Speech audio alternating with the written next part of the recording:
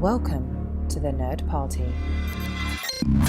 Hello, I'm Charlene Schmidt. I'm Patrick Schmidt. We just watched GROPOS, episode 10 of season 2 of Babylon 5, and it's time to babble and move it! Interesting scenario happening on Babylon 5 this week. We have 25,000 uninvited guests. And they came through the jump gate. Yep, knock knock pew pew. The guest of honor being General Franklin, Steven's dad, so let's dissect daddy issues today. They have incredibly different points of view in terms of their life philosophy. And the thing is they are both so stubborn and strong-willed, and they believe so much that they are right. This is why they're not getting along too well. Well, and this is why Franklin is the way he is, at least in part. He was raised that way. That's how his dad raised him, and that's how his dad is. He was raised essentially to bow down and respect his father because that's what his father expected out of his soldiers, which is great career-wise. Family-wise, yeah, they got issues. I wish there was a little bit more complexity to that relationship.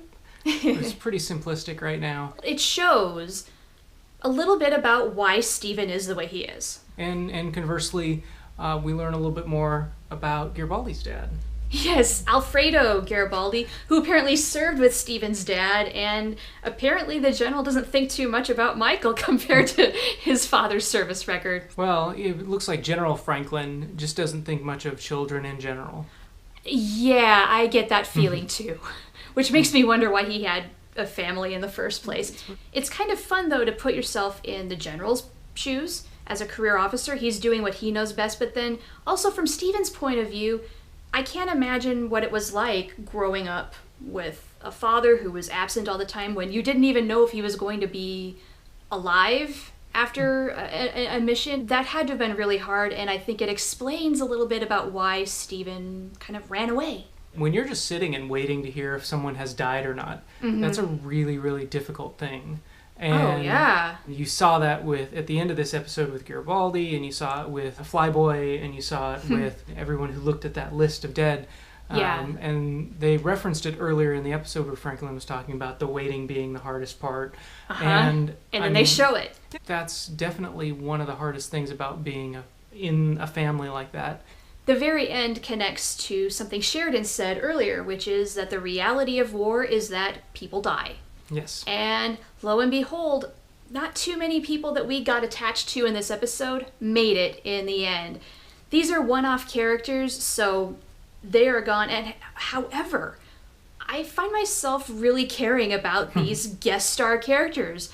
Our 30-year veteran ground pounder and his new sidekick, with hanging out with Flyboy in his quarters, and then of course Dodger. Girl knows what she wants, what she needs to get to feel alive, and by golly, she's determined to get it. And I think maybe if it were 20 years ago, Garibaldi himself being a ground pounder would have been all for it. Yeah. But I think what happened with Lise last season had a profound impact on him, and when he put the brakes on everything with Dodger, he realized, no, this is not what I want. Not anymore. I'm not totally surprised that he developed a rapport quickly with a female ground pounder. But he also, I think, made that revelation that this is not who he is anymore. It's not him anymore, yes. And I caught this time, maybe the first time in a long time, where he says when the bar fight breaks out, I'm getting too old for this crap.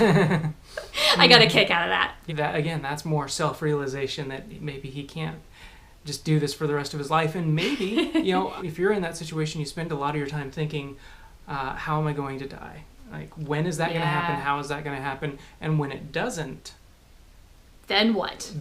And how do you move forward? And I think it takes a long time to transition from preparing to die to moving out of those situations and trying to realize, how can I move forward? And I think he's still working through that.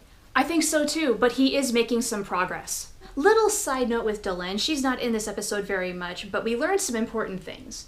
One, that the Narn and the Centauri conflict is really only escalating, and that maybe some humans, at least, are not totally cool with her transformation. It's one of those things where we're going to start to maybe see her having to deal with that. So you got the Narns, the Centauri, the humans, and the Minbari. Are the I four would big call ones. them the top players. And the parallels, I think, between the Narn and the Centauri, I think there's a lot of parallels between those kinds of fights and the fights you see between the human and the Minbari. Oh. You've got war on the brain. When you got peace on the brain, it's a lot easier to get along. It makes sense you're seeing more bar fights. It makes sense you're seeing more just antagonism. It's a more antagonistic galaxy. All right, maggots. Well, I think that does it for GROPOS. Thank you for watching, and please like, subscribe, and comment on what you think about this episode. Just please don't mention anything that happens after this episode. Yes, sir. Keep it spoiler-free, maggots. So as Yang here on his first trip through the galaxy... That's right. Don't screw it up for me. Yep. Appreciate all the love and support we've gotten so far, and thank you for joining us on this journey. That's right. Now move it!